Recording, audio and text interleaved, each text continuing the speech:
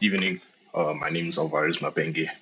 ST number is T10508206. And today we're doing a walkthrough of my programming registration for the POE Part 2. So let's start. So with POE Part 2, they wanted us to allow users to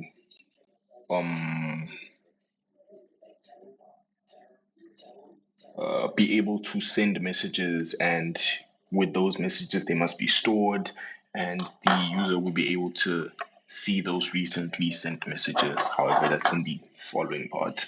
So over here, after the user logs in, we use in part 1, then they are asked to enter their cell phone number again. With this code, with this, they have to use the international code, and it has to be less than 10 characters.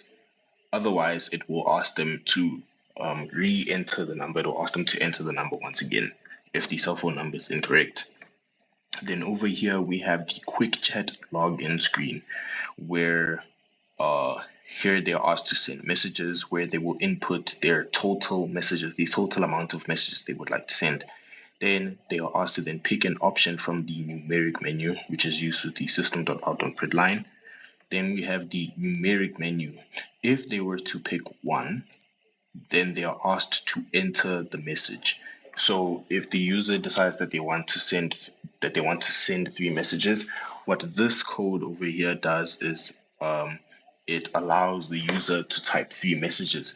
So over here they enter their message, and then that plus I, which is the variable for which is the variable that's used for the messages, allows them to then allows them to enter their message.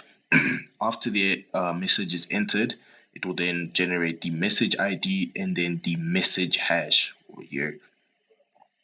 The message hash and the message ID and message hash then pop up below the message. Now, after the message is sent, they have an option either to send the message, disregard it, where they are asked to press 0 to delete it, or they can store the message in the JSON file, object. So let's run the program. Let's go through it. Just make sure it runs properly. So first name, last name, then we have to make a username, password. Now this is in part 1. Now it's obviously the username and password kept successfully. Then we have to log in, password. Now it asks for the cell phone number. So say for example, if you enter the wrong type of number, let's enter 6969. It asks you to enter your cell phone number again. Then if it's typed correctly with the international code, it brings you to the welcome quick chat screen. Welcome to quick chat screen. Now over here, then asks you how many messages you'd like to send. Press 2. Then it asks you how many messages you'd like, what you would like to do. So you press 1, asks you to enter your first message. Hello, A.A.M. Alvarez. Then the message ID pops up. I have no idea where the message hash is. I think I have to press enter. Oh my goodness. But yes, the program runs efficiently. After the message hash that is created, it then asks them to enter their first message, which then brings them to the decision screen, whether they send a message, disregard it, or store it. Then the file, the JSON, can start from here, our getters, setters, and overload constructors.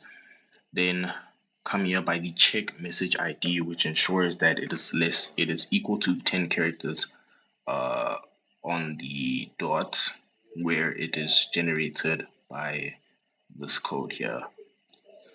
Then the check recipient seller must ensure that it starts with +27 and is equal to 12 characters because of the international code, obviously.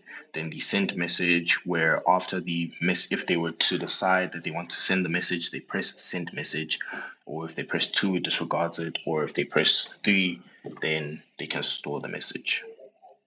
And yeah, this code just ensures that their message is longer than 250 characters.